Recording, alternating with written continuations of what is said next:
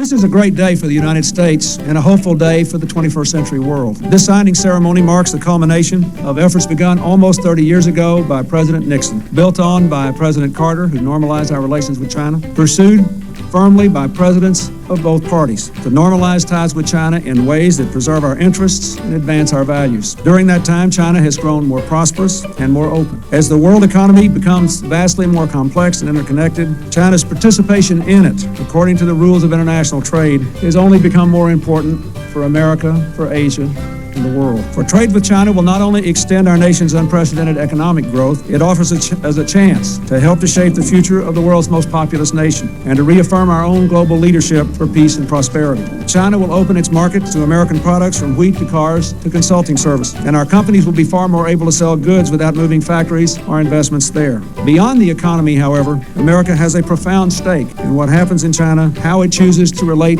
to the rest of the world, and whether it is open to the world, respectful of human rights, upholding the rule of law at home, and its dealings with other nations. Of course, opening trade with China will not, in and of itself, lead China to make all the choices we believe it should. But clearly, the more China opens its markets, the more it unleashes the power of economic freedom, the more likely it will be to more fully liberate the human potential of its people. As tariffs fall, competition will rise, speeding the demise of huge state enterprises. Private firms will take their place and reduce the role of government in people's daily lives. Open markets will accelerate the information revolution in China, giving more people more access to more sources of knowledge. That will strengthen those in China who fight for decent labor standards, a cleaner environment, human rights, and the rule of law. I do think this is a good economic deal for America. I think it will increase our exports and over the long run will strengthen our economic position in the world. We overcame fears, misgivings, honest disagreements to come together in a stunning bipartisan coalition because we did something together here. It gives our children and our grandchildren a chance to live in a world that is coming together,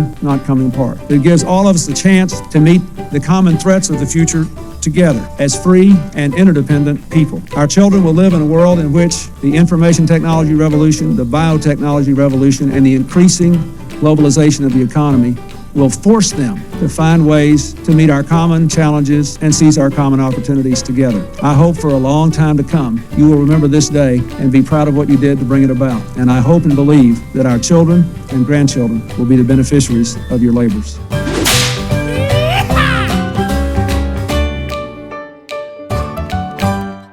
We are not a serious country, and our leaders are not serious men. Nowhere is this fact more apparent than in our last 45 years of actions with respect to the People's Republic of China. In 1979, the feckless, coward President Jimmy Carter stripped diplomatic recognition from the Chinese Nationalists in Taiwan, our faithful ally in the Second World War, and transfers that recognition to the communists in Beijing. The rest of the world's nations quickly follow suit, as does the United Nations, and Taiwan loses its status as a nation-state. Was there any reason why we couldn't recognize both the nationalists and the communists? No. The communists simply demanded that it be done that way, so the weak-kneed buffoon James Earl Carter simply acceded to the demand. If he'd had a set of testicles and a functioning moral compass, he would have put the ultimatum to the communists that, look, if you want international diplomatic recognition and a seat in the UN, then you're going to have to sit alongside the Taiwanese, so take it or leave it, either way is fine with us. And Carter's weakness sets a rather disastrous precedent because it emboldens the ChiComs into believing that they are always able to issue demands, and the demands will be obeyed by the United States and by the rest of the world at large. 10 years later, in 1989, come the Tienanmen Square protests, when the people of mainland China stood on the verge of toppling the communist regime. They built a papier-mache Statue of Liberty. They were waving homemade American flags in their hundreds of thousands. All they needed was a signal from the U.S. president and the U.S. government that, yes, we support you and we are on your side. Just some encouraging words. But another feckless coward president, George Herbert Walker Bush, he refused to say the words. And then the tanks rolled in, the protests were brutally put down, and the communists were once again in the ascendant. This was a real embarrassment for the Washington establishment, so they decided to try and put some lipstick on the pig by saying, you know what? If we normalize trade relations with the ChiComs, they will magically become a Western-style liberal democracy, and we won't have to be so embarrassed about that whole thing. So throughout the 1990s, members of Congress in both parties start sowing the seeds for the granting of permanent most favored nation trade status to Communist China. That effort culminates 25 years ago today, when President Bill Clinton signs the bill, passed by broad bipartisan majorities in both houses, which not only grants China permanent MFN trade status, but also gives them membership in the World Trade Organization, and it enables them to engage in all of the abuses and depredations in which they have since engaged in the quarter century that has followed. The combined result of which has been an unmitigated disaster for the people of the United States, and it hasn't got China any closer to magically transforming into a Western-style liberal democracy. Because of course it hasn't. Senator Jim Banks of Indiana has published an opinion piece today where he marks this regrettable anniversary and sums up the whole debacle pretty nicely, I think. And I am going to read it out in its entirety for you because I think it warrants your kind attention. It's Friday the 10th of October. This is Curmudgeon's Corner.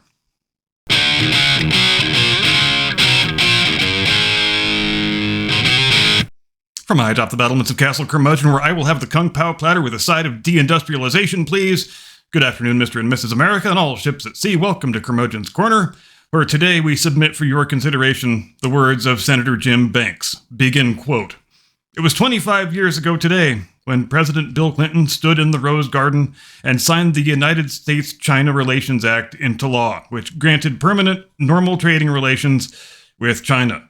That law would change the U.S.-China trading relationship forever.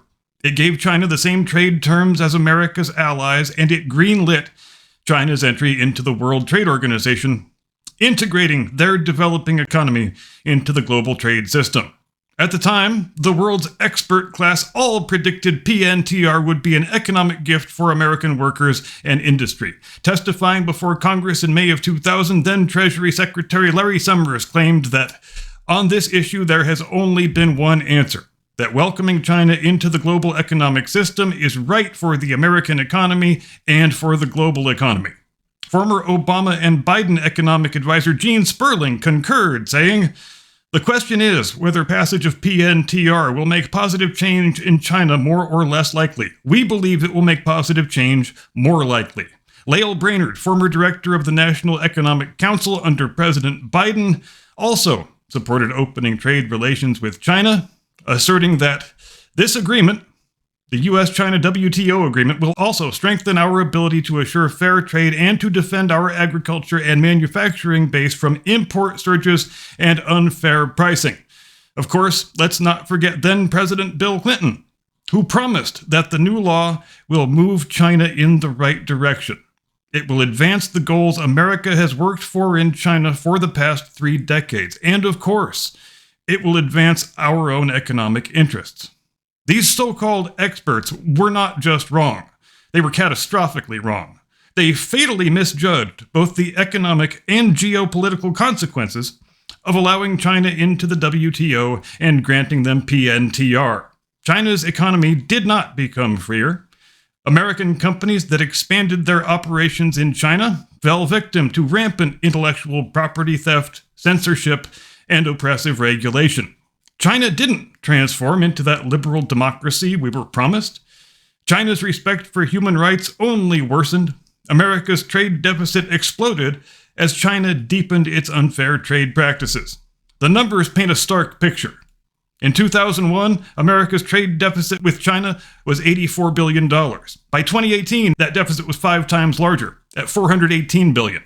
Nearly 25 years ago, China was responsible for roughly 8% of the world's manufacturing output, but by 2020, that number had reached nearly 30%. As one headline put it, China is now the world's sole manufacturing superpower. At the start of the 2000s, my state of Indiana enjoyed one of the nation's highest shares of employment in manufacturing. But shortly after PNTR was signed into law, cheap Chinese imports flooded our markets, forcing many companies and manufacturing plants to close permanently across the state. Analysis from the Coalition for a Prosperous America estimates that China's unfair trade practices cost almost 80,000 manufacturing jobs in Indiana between 2001 and 2023. That same analysis shows that America's exploding trade deficit with China has cost us over 3.8 million jobs since 2001. The experts who cheered when Bill Clinton guaranteed normal trading relations with China have failed the American worker time and again. But instead of showing any kind of humility, they continue to double down and refuse to admit their errors, which led to the economic predicament America now finds itself in today against China. Meanwhile, workers in small towns like where I grew up understood that the fallacy of free trade with China was an economic loser for them and their families. All they had to do was look around and see for themselves what trade with China had yielded in return. Millions of blue-collar jobs outsourced, entire towns and communities decimated, and the livelihoods of these workers and their families destroyed. Free trade with China was always destined to fail because we were subsidizing an economic system which made us less prosperous here at home and more dependent on our enemies abroad. You can't have free trade with a country that is out to destroy free trade. I'm glad that we finally have a president who is serious about putting an end to China's free ride at the American workers' expense. Unlike leaders before him, President Trump's America First trade policy is committed towards putting our country and workers first. No more selling out to China. End of quote. Senator Jim Banks, Republican of Indiana, 10 October 2025. And to Senator Banks's words, I would only briefly add that as disastrous as it's been that we have allowed the Chinese communists to extract so much of our industrial capacity and our intellectual property, what we have allowed them to bring in has been just as equally disastrous. For example, you heard me make the point just the other week that when China gives an 8-figure endowment to this Ivy League school and another one to that Ivy League school and another one to your local state university, do you think they're doing that for purely philanthropic purposes? Out of the goodness of their little communist hearts? Do you think they're doing that because they want to promote traditional American values and make American students smarter and more accomplished and more prepared to succeed? Of course they aren't. They are investing that money because they are purchasing a product and they want to get something back in return. And the product that they're purchasing is the wholesale degradation of American society. They are waging a war against us. They have been waging it for several decades now, and our universities are the front lines of that conflict. Do you think it's an accident that every Ivy League commencement ceremony now looks like a goddamn Hamas rally? Do you think it's an accident that our universities are turning out graduates who can't read or write at what used to be considered an 8th grade level?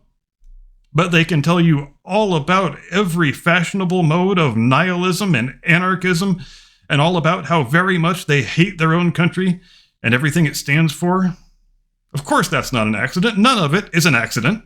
That degradation and that moral rot are the products the ChiComs are buying with all of those 8-figure endowments. And when China spends $50 million to help build the Joe Biden Center at the University of Pennsylvania and other such similar things at other such universities, you know what we call that? We call it a bribe.